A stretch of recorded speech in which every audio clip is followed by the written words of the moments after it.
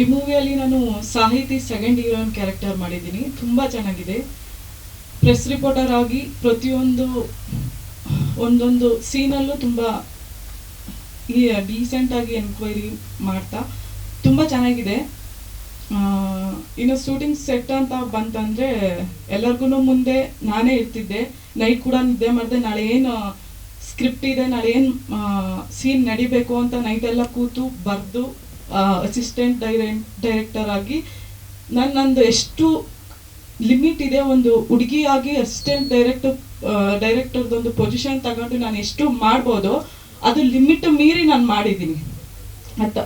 ಶೃಂಗೇರಿಯಲ್ಲಿ ಇರಬೇಕಾದ್ರೆ ನಾನು ಮತ್ತು ಶಿವರಾಜ್ ಸರ್ ಎಲ್ಲರೂ ಕೂತು ಎಷ್ಟು ನಂದು ಲಿಮಿಟ್ ಇದೆ, ನೈಟೆಲ್ಲ ಸ್ಕ್ರಿಪ್ಟ್ ಬರೆದು ನಾಳೆ ಏನು ಸೀನ್ ಇದೆ ಯಾವುದು ಮಿಸ್ಟೇಕ್ ಆಗಬಾರ್ದು ಆ ಥರ ಎಲ್ಲ ತುಂಬ ಕೂತು ಮಾಡಿದ್ದೀನಿ. ಬಟ್ ಅದರ್ವೈಸ್ ನಂದು ಅದೆಲ್ಲ ಆಗಿ ಶೂಟಿಂಗ್ ಎಲ್ಲ ಆದಮೇಲೆ ಈಗ ಪ್ರಮೋಷನ್ ಟೈಮಲ್ಲಿ ನಂದು ಪರ್ಸ್ನಲ್ ಸ್ವಲ್ಪ ಪ್ರಾಬ್ಲಮ್ ಆಗಿ ಮೆಂಟಲಿ ನಾನು ಅಪ್ಸೆಟ್ ಆಗಿ, ಅದು ಗೊತ್ತಿದೆ ಎಲ್ಲರಿಗೂ ನಾನು ಏನು ಪ್ರಾಬ್ಲಮ್ ಆಗಿದೆ ಅಂತ. ಸೆಟ್ಟಲ್ಲೇ ತುಂಬ ಮೆಂಟಲಿ ಅಪ್ಸೆಟ್ ಆಯಿತು ನನಗೆ. ಸೊ ಹಂಗಾಗಿ ನಾನು ಯಾವುದ್ರಲ್ಲೂ ಅಟೆಂಡ್ ಆಗೋದಕ್ಕಾಗಲಿಲ್ಲ. ಸೊ ಅದಕ್ಕೆ ನಾನು ಎಲ್ಲರಿಗೂ ಸಾರಿ ಕೇಳ್ತೀನಿ. ನನ್ನ ಕಡೆಯಿಂದನೇ ತಪ್ಪಾಗಿದೆಯೋ ಇಲ್ಲ ಬೇರೆಯವ್ರ ಕಡೆಯಿಂದ ತಪ್ಪಾಗಿದೆಯೋ, ಬಟ್ ನಾನು ಮೆಂಟಲಿ ಸ್ವಲ್ಪ ಅಪ್ಸೆಟ್ ಆಗಿದ್ದು ನಾನು ಖಂಡಿತವಾಗಿ ಒಪ್ಕೊಳ್ತೀನಿ. ಫಸ್ಟ್ ಆಫ್ ಆಲ್ ಯೋಗರಾಜ್ ಸರ್ಗೆ ಥ್ಯಾಂಕ್ಸ್ ಹೇಳಕ್ಕೆ ಇಷ್ಟಪಡ್ತೀನಿ. ಯಾಕಂದರೆ ನಮಗೆ ಒಳ್ಳೆ ಆಪರ್ಚುನಿಟಿ ಕೊಟ್ಟಿದ್ದಾರೆ. ಶೃಂಗೇರಿಯಲ್ಲಿ ಇರಬೇಕಾದ್ರೆ ಪ್ರತಿಯೊಂದಕ್ಕೂ ನಮಗೆ ಸಪೋರ್ಟ್ ಮಾಡ್ತಾ ಬಂದಿದ್ದಾರೆ. ಅವ್ರಿಗೆ ಗೊತ್ತಿದೆ ನಾನು ಎಷ್ಟು ಹಾರ್ಡ್ ವರ್ಕ್ ಮಾಡಿದ್ದೀನಿ ಮೂವಿಗೋಸ್ಕರ ಅಂತ. ಇವಾಗ ಸ್ವಲ್ಪ ಬಿಟ್ಟಿರ್ಬೋದು ಅಷ್ಟೇ. ಬಟ್ ಅವ್ರಿಗೆ ಗೊತ್ತಿದೆ ಅಂತ ಅನ್ಕೊಂತೀನಿ ನಾನು ಈ ಮೂವಿಗೋಸ್ಕರ ಎಷ್ಟು ಕಷ್ಟಪಟ್ಟಿದ್ದೀನಿ ನಾನು ಅಂತ. ಇನ್ನು ಸೆಕೆಂಡು ಮಹೇಂದ್ರನ್ ಸರ್ಗೆ ಥ್ಯಾಂಕ್ ಯು ಹೇಳಕ್ಕೆ ಇಷ್ಟಪಡ್ತೀನಿ. ಯಾಕಂದರೆ ಯಾರು ಕಾಲ್ ಮಾಡಿಲ್ಲ ಅಂದ್ರೂ ಅವ್ರು ಕಾಲ್ ಮಾಡಿ ಬಾಮ ಏನೇ ಪ್ರಾಬ್ಲಮ್ ಇದ್ರು ಬಾ, ನಿನ್ನ ಮುಂದೆ ಬರ್ತೀಯಾ, ಚೆನ್ನಾಗಿ ಆ್ಯಕ್ಟ್ ಮಾಡಿದೀಯಾ, ಚೆನ್ನಾಗಿ ಹಾರ್ಡ್ ವರ್ಕ್ ಮಾಡಿದೀಯಾ, ಅದರ್ವೈಸ್ ನೀನು ಇವಾಗ ಯಾವುದೋ ಪ್ರಾಬ್ಲಮ್ ಬಂತು ಅಂತ ನಿನಗೆ ಸಡನ್ ಆಗಿ ಬ್ರೇಕ್ ಡೌನ್ ಆಗಬೇಡ ಅಂತ ನನಗೆ ಸಪೋರ್ಟ್ ಮಾಡಿದ್ರು ಅವರು. ಅದಕ್ಕೆ ಸೆಕೆಂಡ್ ಥ್ಯಾಂಕ್ ಯು ಅವ್ರಿಗೆ ಹೇಳೋದಕ್ಕೆ ಇಷ್ಟಪಡ್ತೀನಿ. ಇನ್ನು ಹೇಳಕ್ಕೆ ನನ್ನ ಫ್ಯಾಮಿಲಿ ಅಂತ ಬಂದರೆ ಆ್ಯಕ್ಚುಲಿ ನನಗೆ ಬ್ಯಾಕ್ ಬೋನ್ ಅಂತಂದರೆ ನಂದು ಪ್ರತಿಯೊಂದು ಏನೇ ಆದ್ರೂ ಅವ್ರು ನನಗೆ ಸಪೋರ್ಟಿವ್ ಆಗಿರ್ತಾರೆ.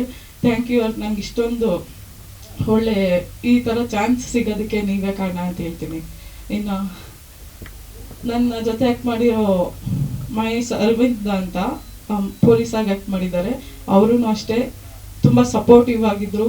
ತುಂಬ ನಂದು ಏನೇ ತಪ್ಪಿದ್ರು ಏನೇ ಇದ್ರೂ ಯೋಗರಾಜ್ ಸರ್ ಆಗ್ಬೋದು, ಮಹೇಶ್ ಸರ್ ಆಗಿರ್ಬೋದು, ಇಬ್ಬರೂ ಜೊತೆಗೆ ನಿಂತು ಸಪೋರ್ಟ್ ಮಾಡಿದ್ದಾರೆ. ನಾನು ನಾಳೆ ಏನೇ ಸ್ಕ್ರೀನ್ದೇನೋ ಪೇಪರ್ ರೆಡಿ ಮಾಡಬೇಕಾದ್ರೂ ನನಗೆ ಇದೇ ಥರ ಇರಬೇಕು ಅಂತ ಕರೆಕ್ಷನ್ಸ್ ಎಲ್ಲ ಮಾಡಿ ತುಂಬ ಸಪೋರ್ಟಿವ್ ಆಗಿ ಹೇಳ್ಕೊಟ್ಟಿದ್ದಾರೆ. ಅದಕ್ಕೆ ನಾನು ಯೋಗರಾಜ್ ಸರ್ಗೆ ಮತ್ತು ಮಹೇಶ್ ಸರ್ಗೆ ಥ್ಯಾಂಕ್ ಯು ಹೇಳೋದಕ್ಕೆ ಇಷ್ಟಪಡ್ತೀನಿ. ಇದರಲ್ಲಿ ಇನ್ನೊಂದು ಲೀಡ್ ಕ್ಯಾರೆಕ್ಟ್ರು ಫೋರ್ಸ್ ಇದಾರಲ್ಲ, ಅವ್ರಿಗೆ ಆ್ಯಕ್ಟಿಂಗ್ ಕಿಂಗ್ ಅಂತ ಒಂದು ಟೈಟಲ್ ಕೊಟ್ಟಿದ್ದೀನಿ. Beautiful performance sir. ಇವರು ಯಾಕೆ ಹಿಂಗೆ ಆಡ್ತಿದ್ದಾರೆ ಅನ್ನೋದು ಒಂದು ಅರ್ಥ ಆಗ್ತಾಯಿಲ್ಲ. ಪ್ರತಿಯೊಬ್ಬರು ಚೆನ್ನಾಗಿ ಆ್ಯಕ್ಟ್ ಮಾಡೋರು. ಅವರು ಯಾವ ಥರ ಕ್ಯಾರೆಕ್ಟರ್ ಅಂದರೆ ಸರ್, ಈಗ ಒಂದು 100 ಜನ ಸೆಟ್ಟಲ್ಲಿ ಇರ್ತಾರೆ, ಅವರು ಸಪ್ರೇಟಾಗಿ ಆ್ಯಕ್ಟ್ ಮಾಡ್ತಾ ಇರ್ತಾರೆ. ನಾನು ಪ್ರೊಡ್ಯೂಸರ್ ಸರ್ ಸುಮ್ಮನೆ ಏನೋ ಒಂದು ಸೀರಿಯಸ್ ಆಗಿ ಏನೋ ಮಾತಾಡ್ತಾ ಇರ್ತೀವಿ.